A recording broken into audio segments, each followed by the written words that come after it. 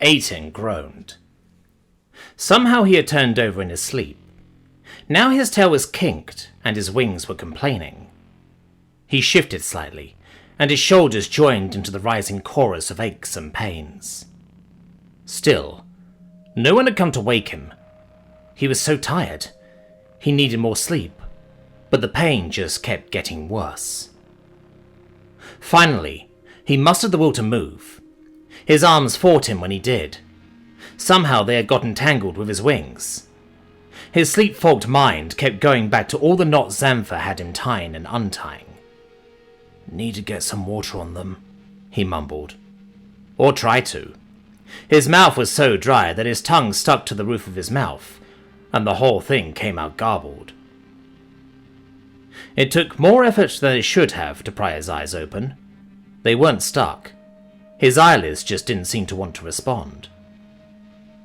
When he finally got them open, Aiton was greeted by the muted hues of a twilight sky. Whether it was dawn or dusk, he couldn't say. The flickering light of a well-stoked campfire definitely implied the latter, and he certainly didn't feel like he had slept through the night. Oddly, Aiton didn't actually remember going to sleep. He had woken up in Lazan's Rest, flown with Phelan for most of the morning. Then there was a storm, and every bit of drowsiness left the young dragonet in a terror-fueled rush. He jerked, and ropes around his arms and wings dug into flesh. Thrashing back and forth did nothing to loosen the bonds. He tried to get a talon into the knots, but whoever had tied them knew what they were doing. By bending a hand back until his wrist screamed in pain, he could just barely brush a talon against the knot. A silhouette blocked the light of the fire. Aiton looked up, trying to make out the figure in the dim light. "Well, well, look who's finally awake." The voice was familiar, at least. "Zana?" Aiton croaked. "Thank the gods you're—" He cut himself off, as her appearance registered. She wore steel and leather armor, with the hilt of a saber glittering on her hip. A pair of dragonets flanked her, but their relaxed demeanor made it clear that they were anything but guards. "I was worried about you," Zantha continued, ignoring the dawning horror on Aiton's face. "Zan insisted that his concoction wouldn't kill you. Then again, you are a scrawny runt of a dragonet, so it figures." Her voice dripped with scorn, and the young dragonet flinched. It made no sense. She was Zantha, affable, patient, good-natured. Not this.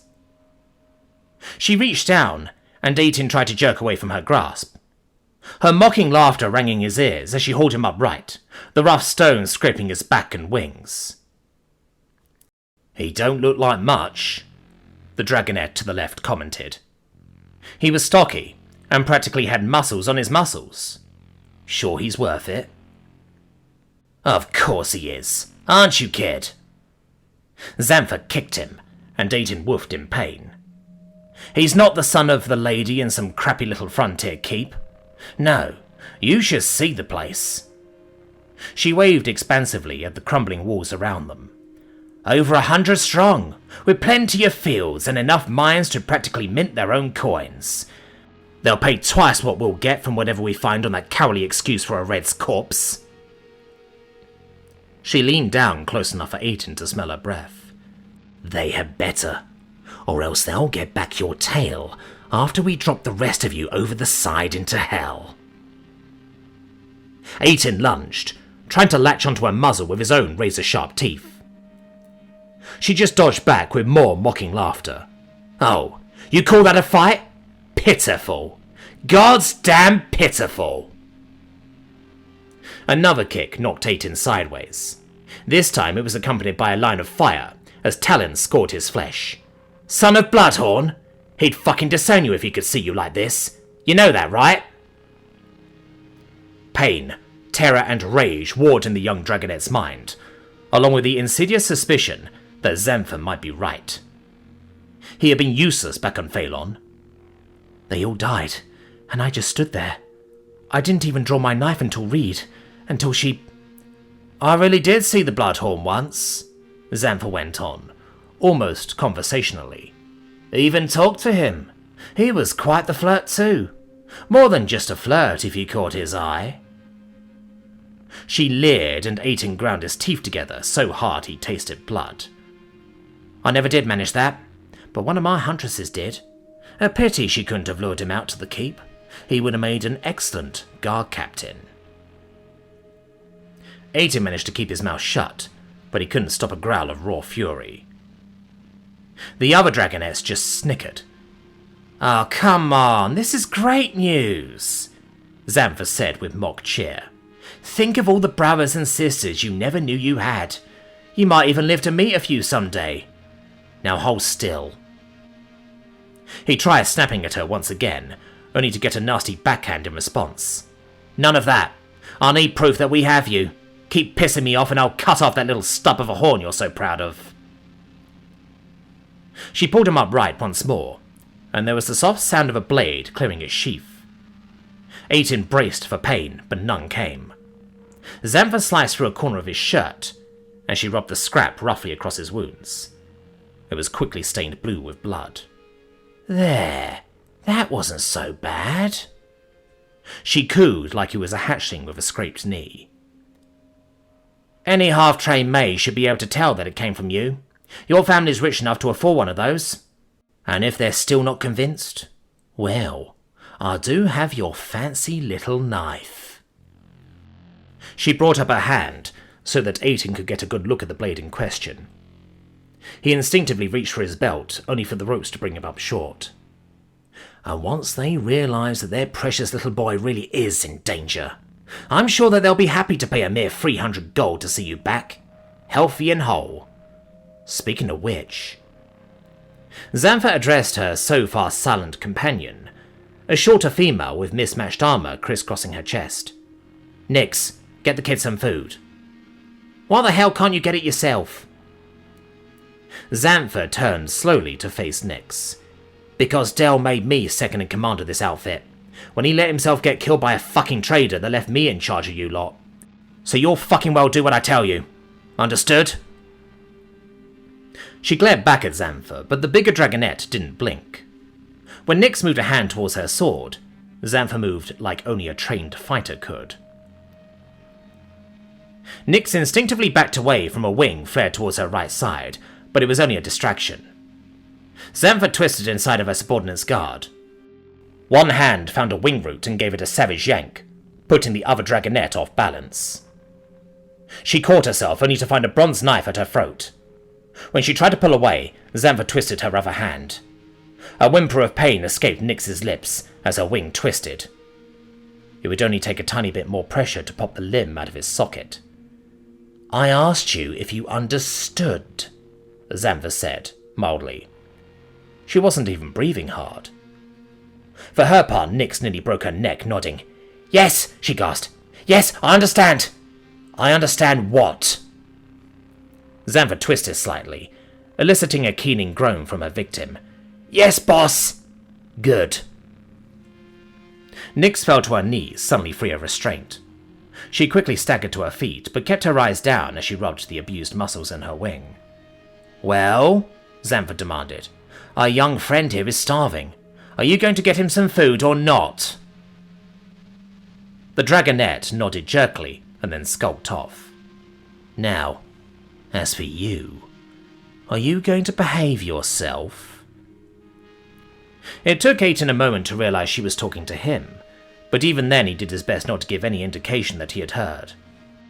Not that it mattered, because Zantha seemed to just want a chance to heap more scorn on him. Let's be clear. All you have to do is exactly what you're told. No more, no less. Sit here. Eat, sleep, count the clouds as they pass. It'll be over in a few weeks, and then this will all just be some bad memory you can lie to your hatchlings about.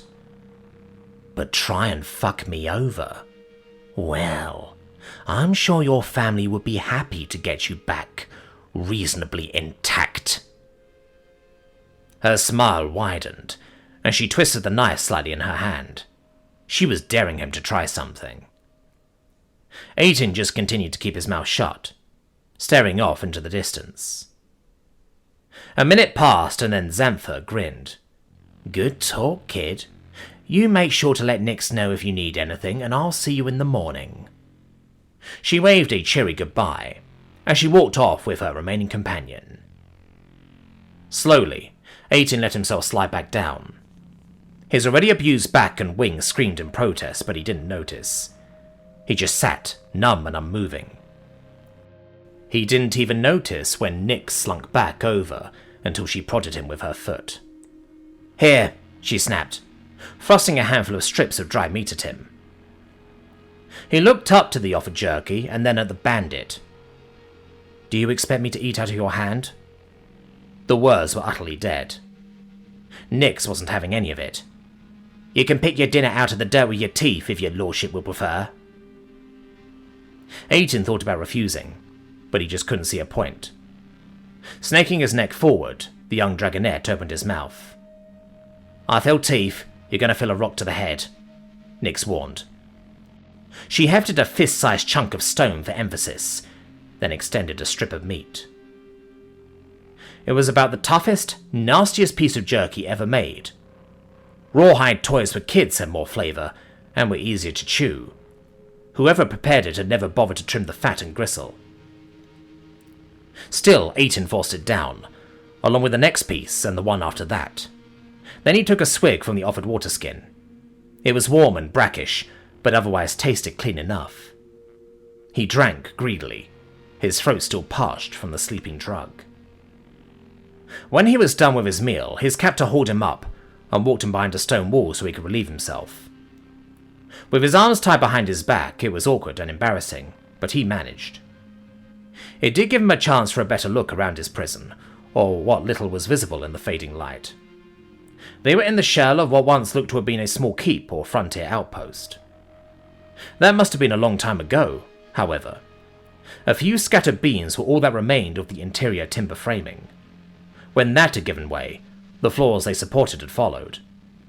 The ground was littered with the rotten remains of planking, and Aiton could see clear up to the emerging stars in most places. All that was left standing of the once proud keep were the 4 exterior stone walls, and time hadn't exactly been kind to them. A big chunk of one was missing. Through the gap, the sky faded from purple to grey. Nix left him staring across the rubble-strewn floor and towards that patch of sky, while she went back to join her comrades by the fire. There were a number of them lounging there, males and females.